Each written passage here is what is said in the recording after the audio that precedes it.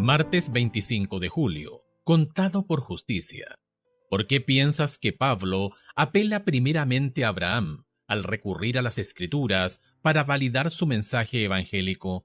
Gálatas capítulo 3, verso 6. Así Abraham creyó a Dios y le fue contado por justicia. Abraham era un personaje central en el judaísmo.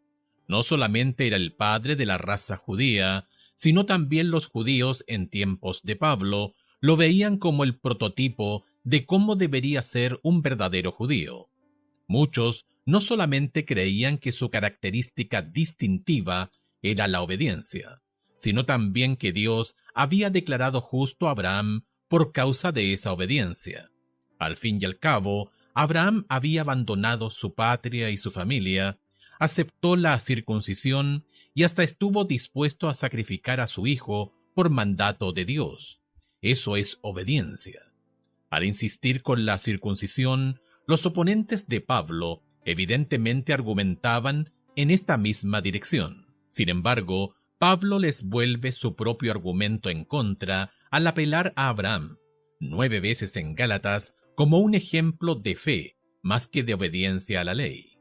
Considera la cita de Pablo de Génesis capítulo 15, verso 6. ¿Qué significa cuando dice que la fe de Abraham le fue, comillas, contada por justicia? Compare este texto también con Romanos capítulo 4, versos 3 al 6, versos 8 al 11 y versos 22 al 24.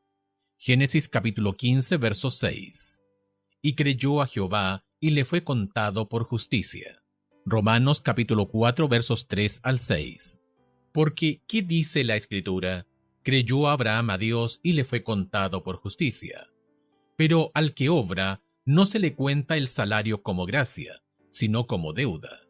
Mas el que no obra, si no cree en aquel que justifica al impío, su fe le es contada por justicia. Como también David habla de la bienaventuranza del hombre a quien Dios atribuye justicia sin obras. Versículos 8 al 11. Bienaventurado el varón a quien el Señor no inculpa de pecado. ¿Es pues esta bienaventuranza solamente para los de la circuncisión o también para los de la incircuncisión? Porque decimos que a Abraham le fue contada la fe por justicia.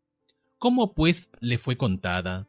¿Estando en la circuncisión o en la incircuncisión? No en la circuncisión, sino en la incircuncisión.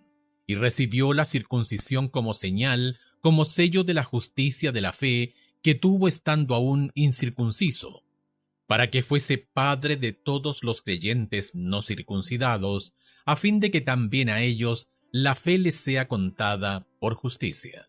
Versos 22 al 24. Por lo cual también su fe le fue contada por justicia. Y no solamente con respecto a él se escribió que le fue contada, sino también con respecto a nosotros, a quienes ha de ser contada, esto es, a los que creemos, en el que levantó de los muertos a Jesús, Señor nuestro, el cual fue entregado por nuestras transgresiones y resucitado para nuestra justificación. Mientras la, comillas, justificación era una metáfora tomada del mundo legal, la palabra contado o considerado es una metáfora extraída del área de los negocios. Puede significar, comillas, acreditar o colocar algo a cuenta de uno.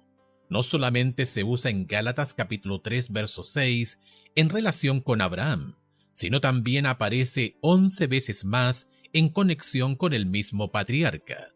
Algunas versiones de la Biblia traducen esta palabra como contado, considerado o imputado. Según la metáfora de Pablo, lo que se coloca en nuestra cuenta es la justicia. Sin embargo, la pregunta es, ¿sobre qué base Dios nos cuenta como justos? Ciertamente, no puede ser sobre la base de la obediencia, a pesar de lo que afirman los oponentes de Pablo. No importa qué dijeran sobre la obediencia de Abraham, las Escrituras dicen que fue por causa de la fe de Abraham que Dios lo contó como justo. La Biblia es clara. La obediencia de Abraham no era la base de su justificación. De hecho, era el resultado. Él no hizo las cosas que hizo para ser justificado, Las hizo porque ya había sido justificado. La justificación lleva a la obediencia y no viceversa. Medita en lo que significa esto, que eres justificado no por algo que haces, sino solamente por lo que Cristo ha hecho por ti. ¿Por qué estas son nuevas tan buenas? ¿De qué manera puedes aprender a hacer tuya esa verdad? Es decir, a creer que se aplica a ti personalmente, más allá de tus luchas, tu pasado e incluso tu presente.